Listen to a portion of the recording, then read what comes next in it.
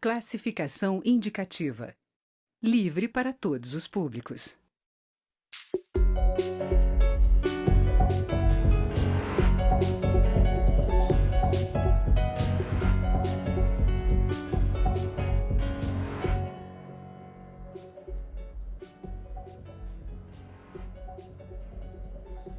Olá!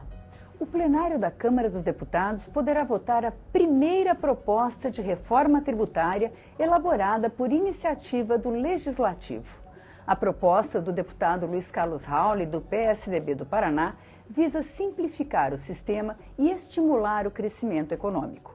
E o Câmara Debate Especial da Rádio e TV Câmara trouxe o próprio autor para explicar o que pode mudar se finalmente o Congresso aprovar a tão esperada reforma. Deputado Luiz Carlos Rauli, obrigada por aceitar o nosso convite. Prazer é meu, né? Deputado, há muitas décadas o Congresso tenta chegar a uma proposta de reforma tributária, os interesses são muito variados. O que permitiu, quer dizer, essas 7 legislaturas que o senhor está aqui, a sua experiência como secretário de Fazenda, a sua experiência como prefeito, isso ajudou a chegar a esse consenso? Hoje, nenhum partido fala... Ajudou muito a minha experiência, a minha vivência, né? Eu sou economista, mas foi a vivência, desde quando eu fui prefeito do meu município de Cambé, na crise econômica de 81, 2 e 3, que eu assumi com 42 indústrias e fiz um programa de recuperação destas empresas. E 4 anos depois de ser prefeito, fui alçado à Secretaria da Fazenda do Estado do Álvaro Dias. E lá também exercitei, né, a questão, aí que comecei a trabalhar com a questão tributária mais acentuadamente e observava que o problema das empresas, eles tinham uma grande parte da complexidade tributária, da deformação na formação de preços relativos da economia. Umas empresas tinham incentivo, uma pagava, outra não pagava, né? Um tinha planejamento fiscal, outro não. Isso eu vi. E quando eu fui para o governo do Estado do Paraná, antes de ser deputado, 87 e 90, uma experiência extraordinária com a industrialização do Estado, lidando com o ICMS, com o imposto, já era muito complexo e muito ruim, concorrência predatória, né? Uma série de problemas. E aí eu vim para o Congresso Nacional em 91, atrás. Então eu posso dizer que eu tenho mais de 35 anos de vivência com a preparação acadêmica, centenas, milhares de cursos, né, que fizemos desses anos todos. E nos últimos anos, como relator desta proposta, andei pelo país todo, 23 estados, 162 palestras, mais de 500 reuniões técnicas de trabalho. E antes disso, eu participei de todos os grandes eventos que mexeram com o sistema tributário. Na Constituinte, de 87 e 88, eu era secretário da Fazenda do Paraná. Depois, na reforma constitucional do Mussa Demes e do Germano Rigoto, já era deputado. Depois, do Virgínia, né, que virou a emenda 42. Depois da do Sandro Martins, esta, que eu sou relator há 2 anos. Fui relator do Super Simples, da lei de SA, né? E todos os refis, trabalhei todos os refis nesses últimos anos. Isso me deu uma vasta experiência que acabei transformando numa discussão com todos os congressistas, com todas as atividades econômicas, profissionais liberais, universidades, auditores municipais, estaduais, federais e os governos municipais, estaduais e federais. Então, hoje, que nós temos apresentada e aprovada pela Comissão Especial por unanimidade, ela pertence aos 513 deputados e 81 senadores.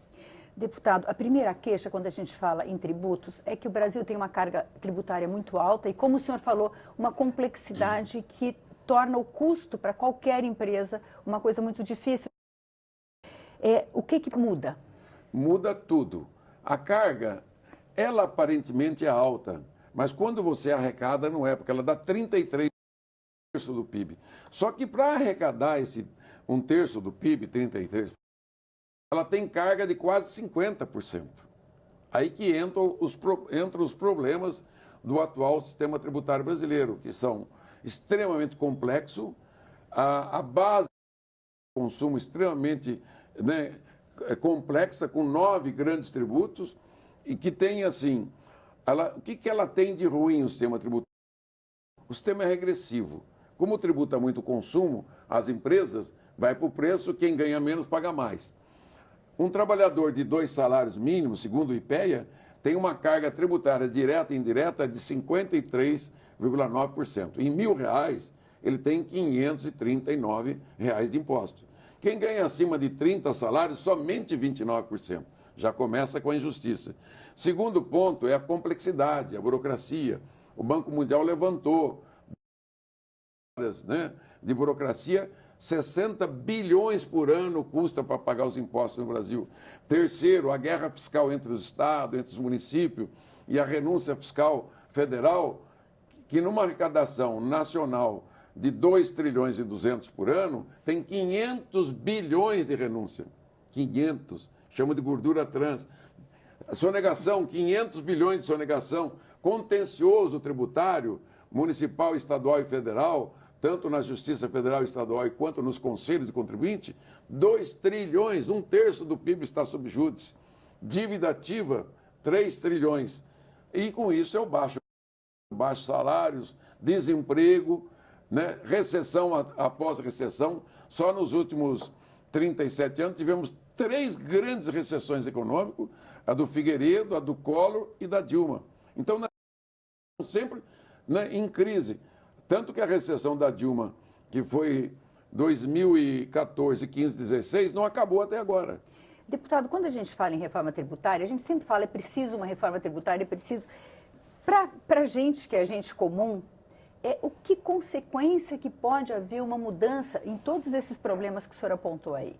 Bom, de novo agora o Banco Mundial recentemente, esse diagnóstico chamava Doing Business, que é como que são medidas as economias mundiais, ambiente de negócio. Em 190 países, o Brasil ficou em 109º no ranking de 190. Só que no quesito questão tributária, 184 em 190. Então, coloca os piores sistemas tributários do mundo. Então o diagnóstico é este. O que pode fazer um modelo que elaboramos com base em todo esse diagnóstico negativo? Primeiro, temos que diminuir o custo de produção das empresas. Né? O Brasil não consegue competir, uma indústria e a produção brasileira, com nenhum país vizinho, Paraguai, muito menos China, pior ainda. O nosso modelo vai dar competitividade, primeiro, entre as empresas brasileiras, porque uma tem incentivo, outra não tem, uma sonega, outra não sonega, uma faz planejamento, outra não faz, um declara que vai pagar, depois não paga, um vai para o judiciário. Então você tem N situações que criam diferentes formas de formação de preço das empresas.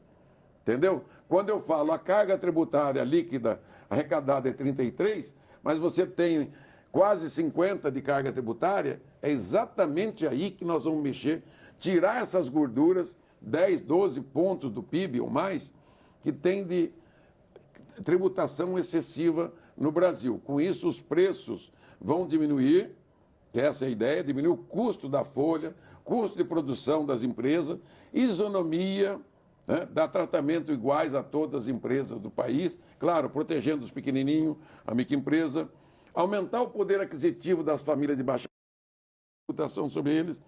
Com isso, as empresas melhores vão gerar mais empregos, mais salários e vai melhorar a renda dos trabalhadores e a arrecadação também. Vai criar um círculo virtuoso, esse modelo tributário que eu vou explanar para você em seguida. Então, o senhor o seu projeto fala em extinguir 9 tributos. Eu queria saber quais são esses e o que fica no lugar. Como é que é esse desenho que o senhor fez? Bom, qualquer sistema tributário tem 3 bases tributárias conhecidas universais. O patrimônio, que são as propriedades que tem no Brasil e no bases. A propriedade urbana, propriedade rural, veículos, transmissão, mortes, doação e herança e transmissão intervivos. São 5 tributos. E no Brasil e no mundo tem o Grandes Fortuna, que nunca foi regulamentado. Então, esses tributos responde por 4,4% da arrecadação nacional 100. A segunda base tributária é a renda e proventos de qualquer natureza. No Brasil tem dois tributos, imposto de renda e a contribuição social sobre o lucro líquido, que deveria ser um só, como em todos os países do mundo. Então, nós vamos fundir esses dois tributos. A renda dá 20,7% da arrecadação nacional. Terceiro, a base consumo, que tem ISS municipal, ISS estadual, IPI, PIS, COFINS, CID, salário de educação, IOF, PASEP. 9 tributos na base consumo, quando deveria ter um tributo, que é o imposto de valor agregado, modelo europeu e canadense, débito e crédito, cobrança destino, a nossa cobrança é de origem, tem guerra interestadual, porque um estado cobra do outro, a alíquota no Brasil é por dentro, tem que ser por fora, e uma série de problemas que tem a cobrança dos impostos de consumo no Brasil. Um imposto é municipal, outro é federal e outros tantos são federais. Tem que unificar tudo isso numa única incidência. A base consumo no Brasil dá 54% da arrecadação. E mais a previdência, empregado e empregador, que representa 20,3% da arrecadação. Previdência do empregado é do salário dele. Previdência do empregador é tipo consumo, porque é a empresa que paga e vai para o preço também. Então, esse sistema tributário brasileiro, primeiro, os tributos são muito maiores em número, em quantidade, que qualquer outro país do mundo. Segundo, as cargas tributárias na propriedade, renda e consumo estão muito diferentes do resto do mundo. Para você ter uma ideia, o consumo no Brasil arrecada 54,4%, nos Estados Unidos só 18% vem do consumo. A renda nos Estados Unidos é 45%, aqui é 20,7%. Tá para entender? Quanto mais se tributa a renda, menor a tributação no consumo, vai menos para o preço, consequentemente, os que ganham menos pagam menos. É a tal da progressividade contra a regressividade do sistema de hoje. Então, nossa proposta é simplificar o sistema no número de tributos e depois outras grandes conquistas. O segundo coração é a tecnologia. O novo IVA brasileiro vai ser cobrado eletronicamente no ato da transação, da compra, da venda da mercadoria, do bem e do serviço, conforme o modelo do empresário Miguel Aburrabi, que é como cada empresa terá uma conta bancária e na própria conta bancária, o débito e crédito da compra e venda do serviço, o imposto na hora da transação já fica retido. Exemplo, quando chegar no mercado, você fez a tua compra ou na farmácia, você passou o cartão, o dinheiro do imposto já fica retido, ele não fica mais na mão da empresa. Isso é um ganho extraordinário que acaba com a sonegação do pagamento, eu declaro que vou pagar, depois não pago, não tenho dinheiro. Então, esse é um outro ganho. E o terceiro coração da proposta é diminuir a carga tributária sobre os mais pobres, passando parte dessa carga para as famílias mais ricas do Brasil, são aqueles que têm 1% da população e respondem por quase metade do PIB brasileiro. E esse tributo, o IVA, seria um tributo federal? Ele seria municipal, com lei federal, como já é hoje, o ICM é uma lei federal, né? O ISS é uma lei federal. Esse IVA vai substituir, né, o ICMS dos 27 estados e o ISS de 5.570 municípios, milhares de legislações regulamentadas, de decretos e de burocracia. Vai substituir também os impostos federais de IPI, o PIS, o COFINS, a CID, o salário de educação e o IOF. Isso faz uma limpa, uma faxina simplificadora. Tecnologia para cobrança, né, que vai garantir o dinheiro e a lisura do processo de negação, combate à corrupção, combate ao desperdício e com esse tributo não precisa de tantas alíquotas elevadas. Uma alíquota que representa hoje num preço 40%, ela vai cair para 20%, 25%. Então, quem ganha? O consumidor. Bom, a gente vai fazer um pequeno intervalo e volta daqui a pouquinho, continuando com essa conversa.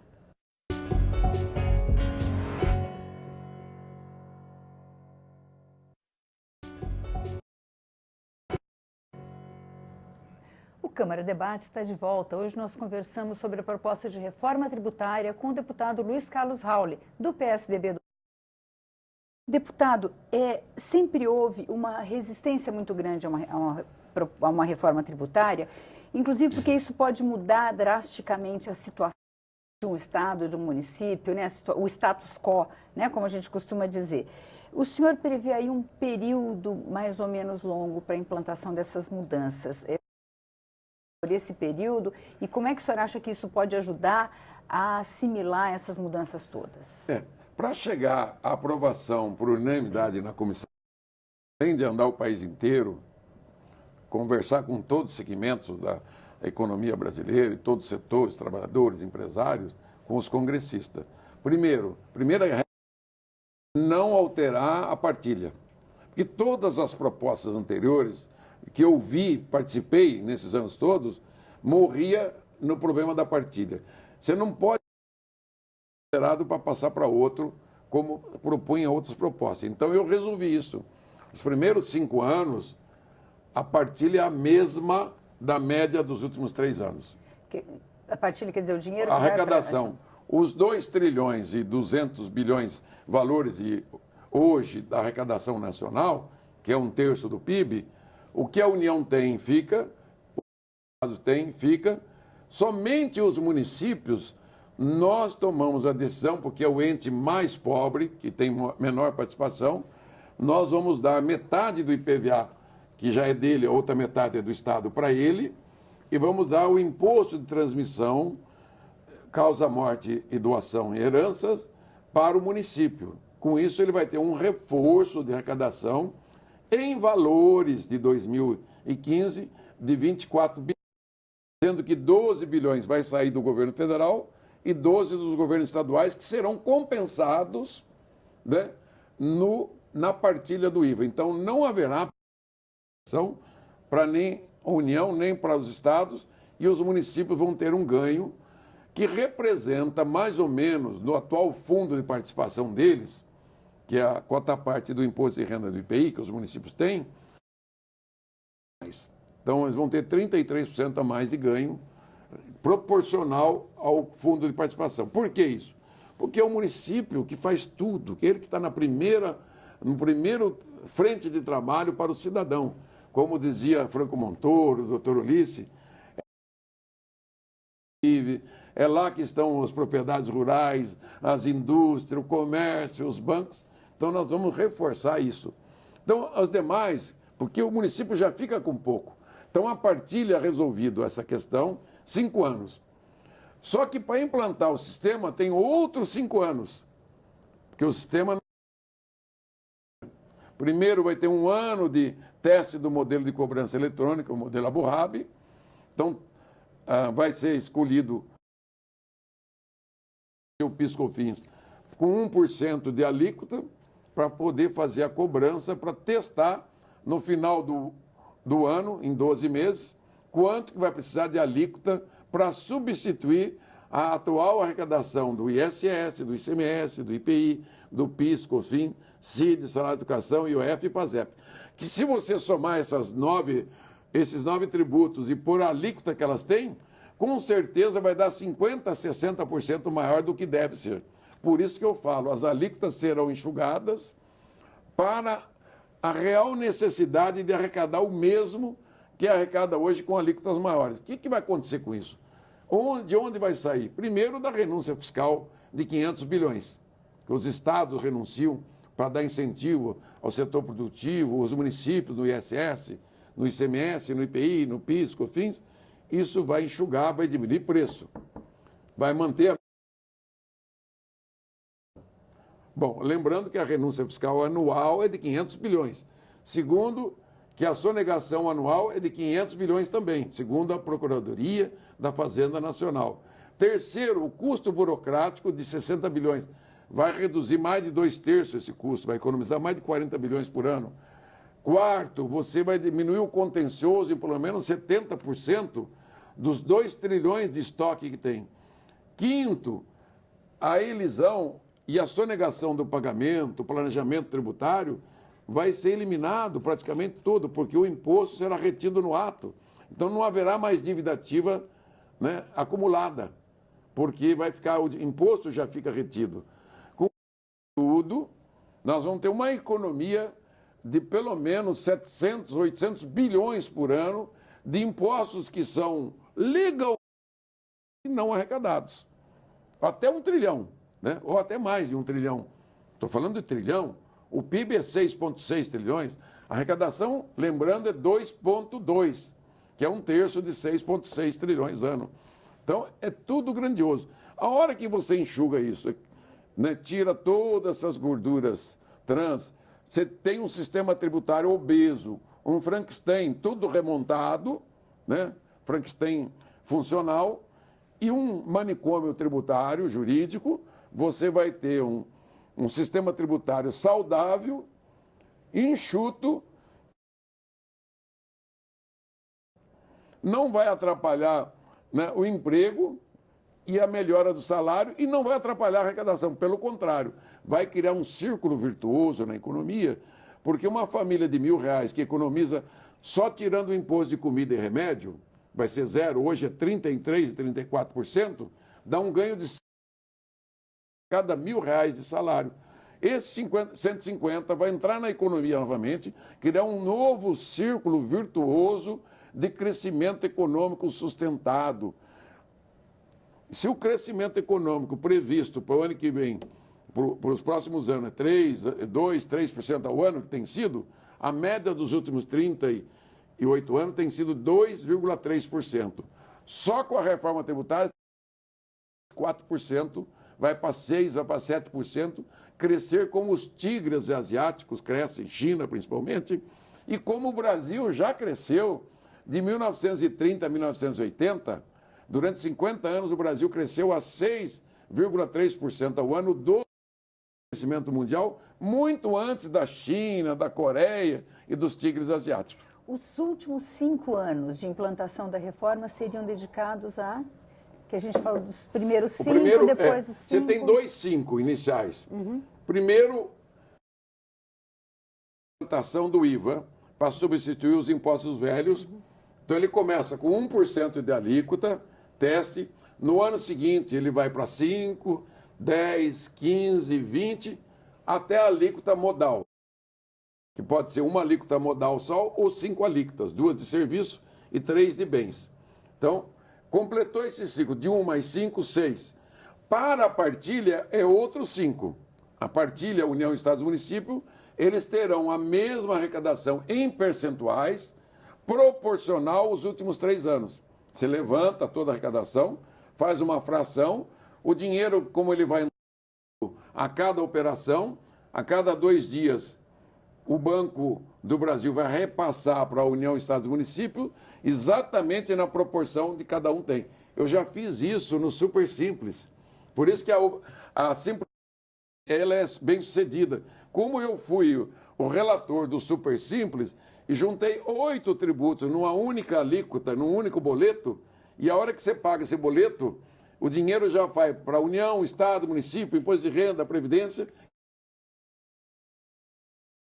É muito mais avançado do que o Super Simples, porque ele vai ser online. Vai ser, cada 2 dias, o dinheiro vai ser repassado para a União, Estados e Municípios. Então, vai dar um fluxo de caixa, vai ser bom para a empresa, que o empresário não vai pôr mais a mão no dinheiro, acaba com o ato declaratório, acaba com a burocracia, acaba com o inferno na vida do empresário, que é fiscal entra, fiscal sai. Isso acaba, porque o imposto vai ser cobrado no banco, na hora que ele vender a mercadoria, o bem e serviço. Deputado, a gente tem no Brasil, o senhor passou rapidamente por essa questão, que é a questão da guerra fiscal. Né? Os estados, os municípios, todo mundo fica guerreando e aí o consumidor vai colocar gasolina na cidade do lado. Vira essa confusão, as empresas se deslocam pelo país em busca de uma condição tributária melhor. Isso se resolve? Sim. O nosso modelo leva 6 anos para acabar com a guerra fiscal. Ao final de 6 anos, a guerra fiscal entre os estados, entre os municípios, acaba por quê? Porque acaba o tributo. acaba com o ISS, que é a guerra fiscal entre os municípios, acaba com a guerra fiscal entre os estados, que usam o ICM como moeda, né? Quer dizer, os estados chegam a dar incentivo fiscal por ano para as suas empresas do seu estado, na ordem de 200 bilhões por ano. E os municípios na ordem de 60 bilhões por ano de renúncia fiscal, que repassa para as empresas na concorrência predatória que tem hoje. E a União anuncia também a tributos na ordem de 287 bilhões por ano. Isso equivale, só a parte federal, a 4% do PIB e mais ou menos 3,5% do ICMS e ISS. São 7% do PIB que vai reduzir essa renúncia fiscal em 70%, porque vai ficar a renúncia fiscal do imposto de renda, nossa, pessoa física, recibo médico, etc. E algumas poucas outras que serão para o consumidor, não mais para as empresas. Acaba com a guerra fiscal. Isso dá um ganho extraordinário. Com isso, o Brasil passa a ter o mesmo padrão tributário que tem os países da OCDE. E o Brasil quer entrar na OCDE, né? E para entrar na OCDE, uma das exigências é ter um sistema tributário harmônico ao deles, que é o IVA europeu, o IVA canadense, que a maioria dos países da OCDE tem, com exceção dos Estados Unidos, que eles cobram o tax e um seletivo. Nós teremos um seletivo pequenininho, um IVA grande, o imposto de renda só, e o imposto de propriedade e a tributação previdenciária, que também empregado e empregador poderá para reduzir as alíquotas de empregado e empregador do INSS. Também tem essa característica. Outra característica que está no projeto também, para devolver para a baixa renda, através da nota fiscal eletrônica, eu coloquei um dispositivo, poderá ser feito devolução, em vez de ficar fazendo nota Brasília, nota Paulista, nota Paraná, nota Rio Grande, etc., ficar sorteando prêmios, devolve o imposto cobrado a mais das famílias que ganham 1, 2, 3, 4, 5 salários. Com isso, teremos um segundo mecanismo de diminuição da regressividade. Primeiro, tirar o imposto. Segundo, devolver pela nota eletrônica fiscal, né? Se o Estado tem condição de fazer sorteio e dar prêmio para consumidores físicos cadastrados, imagine num sistema único nacional, cadastro único, nota eletrônica única, vai ter um controle excepcional e ganha-ganha. Chamamos reforma do ganha-ganha. Quem que ganha? O consumidor ganha. O trabalhador de baixa renda ganha mais. Família de classe média ganha também. As empresas ganham, grande, pequena e média, porque vão gerar mais emprego, mais renda, mais riqueza e mais lucros. O Brasil ganha, porque a economia cresce. E os municípios, porque vai aumentar a arrecadação, o PIB vai aumentar e cria um círculo virtuoso na economia brasileira. Eu queria só para encerrar colocar uma questão. A desoneração fiscal é utilizada sempre como instrumento de desenvolvimento regional e também de estímulo ao emprego. No Brasil, nos últimos anos, tem sido tradicionalmente esse uso. Como é que o senhor vê? Né, que custa 500 bilhões, consequentemente 500 bilhões de sonegação, 2 trilhões de contencioso tributário e 3 trilhões de dívida ativa, porque na medida que, vamos pegar um exemplo bem físico, você e sua família está instalado lá no município X, fabricando bolacha há 30 anos. Aí chega lá o Raul, no município ganha o terreno, incentivo fiscal municipal, incentivo fiscal estadual, vou no BNDES e faço um financiamento subsidiado, porque o financiamento do BNDES é subsidiado, é baratinho, é menos de 10% ao ano. Eu monto uma fábrica de bolacha novinha, automatizada, eu vou quebrar a fábrica de bolacha da sua família. É isso que existe no Brasil hoje, a guerra fiscal, incentivo fiscal. Nenhum país do mundo utiliza mais há décadas o imposto para incentivar as empresas. Eles utilizam orçamento, crédito subsidiado, que o BNDES já tem, garantia de crédito para as empresas, porque é um grande problema. As empresas precisam de empréstimo, elas não têm como garantir, faz uma cooperativa de garantia de crédito no Paraná. Nós temos 7 cooperativas de garantia de crédito para micro. Então, o que você deve fazer? Ter um ambiente de negócio para abertura e fechamento de empresa, no máximo em uma semana, que esse modelo permite isto. Com isso, lembra do ranking do Banco Mundial? Que o Brasil, em 190 países, está em 109º país, em tributária 184º. Só nesse que dá posições, 60 posições para o Brasil. De 109 vai cair para menos de 50. O Brasil vai ser uma das expressões dos 10 piores modelos tributários do mundo, passará a ter um dos 10 melhores sistemas tributários do mundo. Com esse modelo tributário. Ganho econômico para todos, melhoria do ambiente de negócio, diminuição do custo de produção, diminuição do custo de contratação, diminuição das alíquotas que são sobretaxadas por conta da guerra, da sonegação, da elisão, do contencioso, etc. Então, vai haver um ganho extraordinário, com certeza absoluta. A Câmara dos Deputados oferece ao Brasil, ao governo do Brasil, né, um modelo tributário inteligente, funcional, que é mais importante, negociado. Precisou andar o país inteiro, esse relator e toda a comissão especial. Os deputados têm nos apoiado e foi aprovado por unanimidade. Confiança, credibilidade, equipe técnica de altíssimo nível da Casa. Nós temos 6 consultores da Câmara e temos 2 consultores do meu gabinete. É um amigo que me presta consultoria de graça, e o apoio do Sebrae Nacional, da FGV Rio, do Atlético São Paulo, o IPEA Nacional.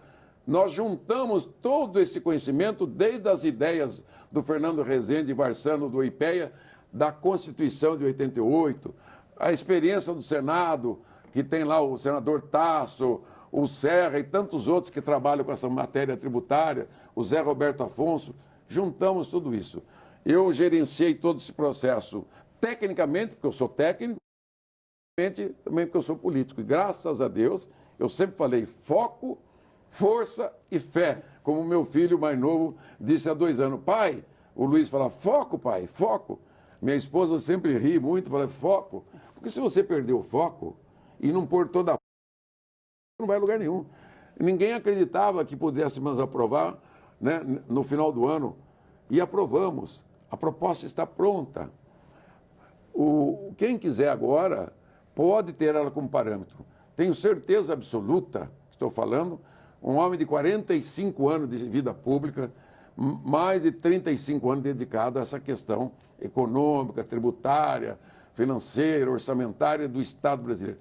Eu acredito que o Estado brasileiro possa servir melhor o seu povo, com meritocracia, avaliação de desempenho, com automação, né, usando a inteligência que tem hoje na era da cibernética, que os processos sejam todos eletrônicos, com aferição, combatendo a fraude, o desperdício, a corrupção. O sistema está aí para o Brasil. Ele vai ser totalmente tecnológico e totalmente progressivo para o bem do país. Muito obrigada, deputado Raul. E Deus abençoe a todos. E abençoe o Brasil, especialmente Amém. O nosso maravilhoso povo brasileiro. Amém. O Câmara Debate termina aqui. Você pode rever este e outros programas na nossa página câmara.leg.br ou no YouTube. Obrigada pela audiência e até a próxima.